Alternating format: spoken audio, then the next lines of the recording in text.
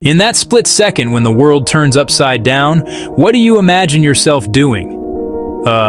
You picture a sudden, decisive movement, a sharp turn of the steering wheel to avoid the oncoming car, a quick leap away from falling debris, a powerful shove to protect someone you love. We have all seen this story play out in films and read about it in books. The hero, faced with an unexpected crisis, reacts with instantaneous clarity and courage. This narrative is deeply ingrained in our culture, a silent expectation we hold for ourselves and for others. It feels true because it is the story we have been told our entire lives. This expectation, however, is a powerful and often misleading myth.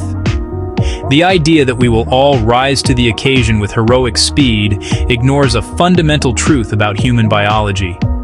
Real-life emergencies are rarely cinematic. In the immediate aftermath of a car crash, survivors often describe a period of strange, unnerving stillness. During a sudden act of public violence, many witnesses report not an immediate urge to run, but a moment of profound confusion and inaction. The human response to acute, life-threatening danger is far more complex and far less predictable than the simple binary of fight-flight. The survival myth creates a quiet pressure, a standard that few of us can realistically meet without specific training. It suggests that any response other than immediate, effective action is a form of failure or a sign of weakness. But if so many people experience this moment of paralysis, can it truly be a failure? Or is it something else? Perhaps it is a reaction as ancient and as instinctive as the urge to fight or to flee. To understand why we freeze, we must first set aside the stories we think we know about bravery and look instead at the quiet, hidden machinery of the human brain as it confronts a sudden and overwhelming threat. What we are talking about is a third option, one that is often overlooked in our popular understanding of survival. Beyond fighting back, running away, there is the freeze response. It is not a conscious choice. It is a deep, physiological reflex, a momentary pause commanded by the oldest parts of our brain. This stillness is not cowardice. It is an involuntary state of high alert, where the body and mind stop all non-essential activity to gather as much information as possible about the danger at hand. It is the deer in the headlights, yes, but it is also the soldier on the battlefield, momentarily stunned by the nearness of an explosion. To truly grasp the freeze response, we must take a brief journey into the architecture of the brain.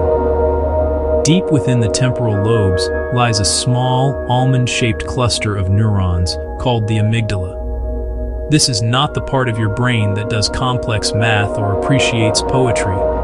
This is your ancient, primal alarm system. When your senses detect a potential threat, a sudden loud noise, a fast-approaching shape, the sight of a weapon, the amygdala fires off an immediate warning signal. It acts much faster than your conscious, rational mind, triggering a cascade of physiological changes before you have even had a chance to fully process what is happening.